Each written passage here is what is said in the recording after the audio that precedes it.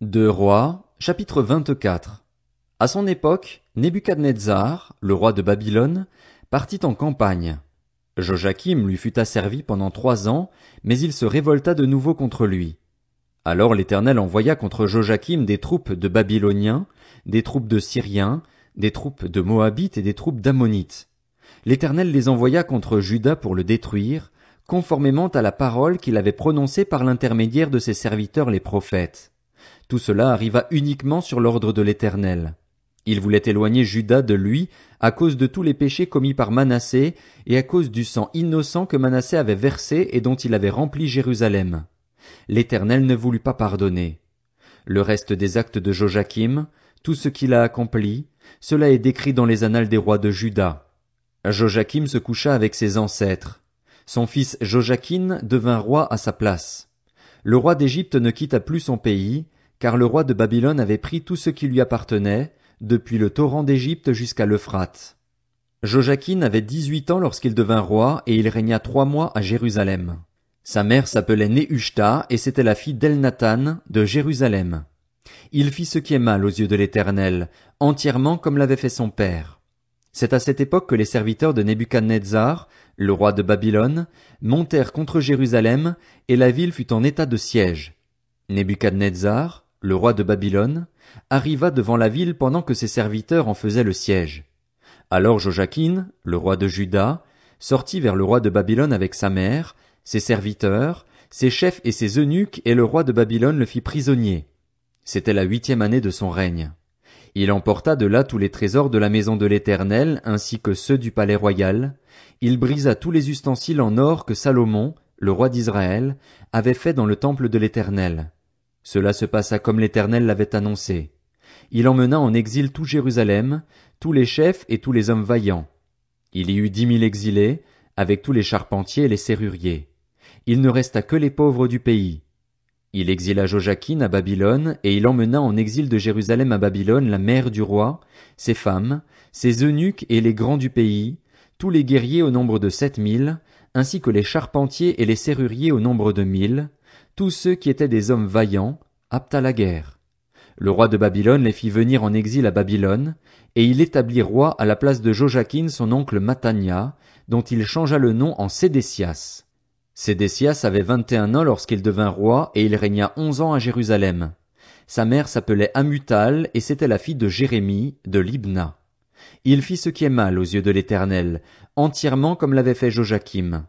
Cela arriva à cause de la colère de l'Éternel contre Jérusalem et contre Juda. Il était si irrité qu'il voulait les rejeter loin de lui. Sédécias se révolta contre le roi de Babylone. Deux Rois, chapitre 25.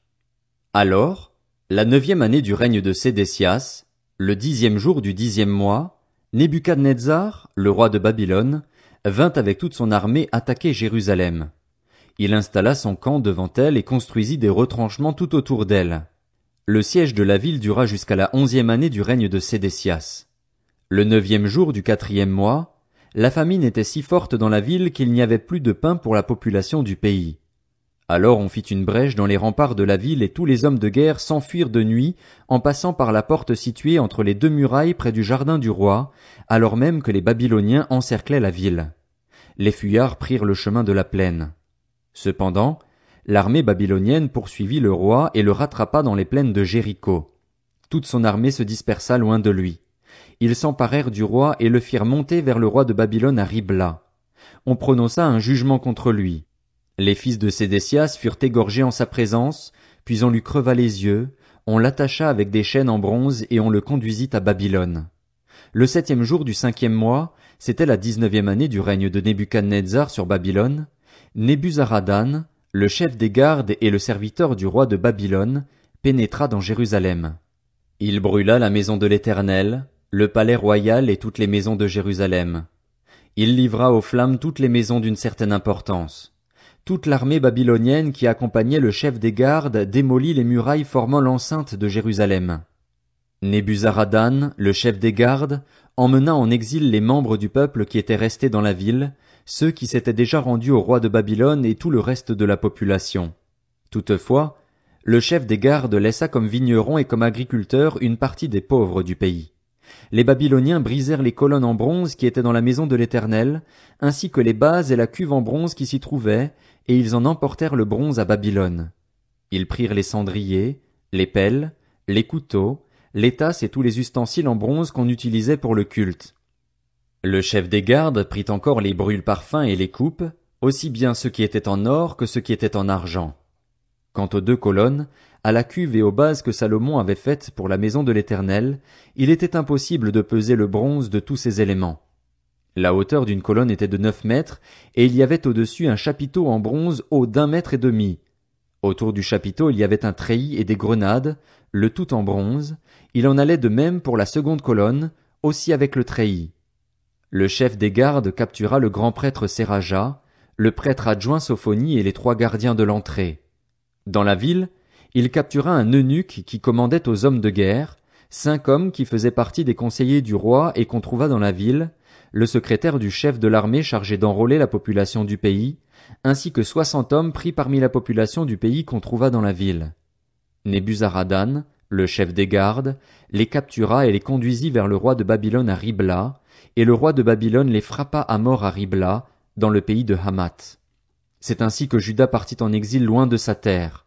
Nebuchadnezzar, le roi de Babylone, plaça le reste du peuple, ceux qu'il laissa dans le pays de Juda, sous l'autorité de Guédalia, le fils d'Achikam et le petit-fils de Shaphan. Lorsque tous les chefs des troupes et leurs hommes apprirent que le roi de Babylone avait établi Guédalia comme gouverneur, ils se rendirent vers Guédalia à Mitzpa. C'étaient Ismaël, le fils de Netania, Joshanan, le fils de Karéar, Séraja, le fils de Tanumet, de Netopha, et Jaazania, le fils du Maacassien, ainsi que leurs hommes. Guédalia leur fit un serment, à eux et à leurs hommes, et il leur dit, « N'ayez pas peur des serviteurs des Babyloniens. Installez-vous dans le pays, servez le roi de Babylone et tout se passera bien pour vous. » Mais le 7e mois, Ismaël, le fils de Netania et le petit-fils d'Élishama, qui était de sang royal, vint en compagnie de 10 hommes et ils frappèrent mortellement Guédalia ainsi que les Juifs et les Babyloniens qui étaient avec lui à Mitzpa. Alors tout le peuple, du plus petit jusqu'au plus grand, et les chefs des troupes se levèrent et s'en allèrent en Égypte, parce qu'ils avaient peur des Babyloniens. La 37e année de l'exil de Jojakin, roi de Juda, le 27e jour du 12e mois, Évil-Mérodach, le roi de Babylone, releva la tête du roi de Juda Jojakin et le fit sortir de prison. C'était la première année de son règne. Il lui parla avec bonté et lui donna une place supérieure à celle des autres rois retenus avec lui à Babylone. Il lui fit changer ses habits de prisonnier et Jojakin mangea à sa table tout le reste de sa vie. Le roi pourvut constamment à son entretien journalier durant tout le reste de sa vie. 1 Chroniques, chapitre 1. Il y eut Adam, Seth, Énosh, Kénan, Mahalalil, Jéred, Enoch, Méthusélah, Lémec, Noé, Sem, Cham et Japheth. Fils de Japheth, Gomer, Magog, Madaï, Javan, Tubal, Méchec et Tiras. Fils de Gomer, Ashkenaz, Riphat et Togarma. Fils de Javan, Elisha, Tarsis, Kittim et Dodanim. Fils de Cham, Cush, Mitzraïm, Put et Canaan. Fils de Cush, Saba, Havila, Sapta, Raéma et Sapteka. Fils de Raéma, Séba et Dedan. Cush eut pour fils Nimrod. C'est lui qui fut le premier homme puissant sur la terre. Mitzraïm eut pour descendants les Ludim, les Ananim, les Léhabim, les Naphtuim, les Patrusim, les Casluhim, dont sont issus les Philistins, et les Caphtorim. Canaan eut pour descendants Sidon, son fils aîné, et Heth, ainsi que les Jébusiens, les Amoréens, les Girgasiens, les Héviens, les Arkiens, les Siniens, les Arvadiens, les Tsémariens et les Hamassiens. Fils de Sem, Élam, Assur, Arpachshad, Lud et Aram. Fils d'Aram, Uts, Hul, Guéter et Méchec. Arpachshad eut pour fils Shélar, et Shélar eut Héber. Héber eut 2 fils. Le nom de l'un était Péleg, parce qu'à son époque la terre fut partagée, et celui de son frère était Joktan. Joktan eut pour fils Almodad, Shélef, Hatsarmavet, Gérard, Adoram, Uzal, Dikla, Ébal, Abimaël, Séba, Ophir, Havila et Jobab. Tous ceux-là furent les fils de Joktan. Il y eut Sem, Arpakshad, Shélar, Héber, Péleg, Réhu, Sérug, Nakor, Térar et Abram, c'est-à-dire Abraham. Fils d'Abraham, Isaac et Ismaël. Voici leur lignée. Nébajot, le fils aîné d'Ismaël, Kédar, Abdil, Mibzam, Mishma, Duma, Massa, Hadad, Théma, Jétur, Naphish et Kedma. Ce sont là les fils d'Ismaël. Fils de Kétura, la concubine d'Abraham, elle mit au monde Zimran,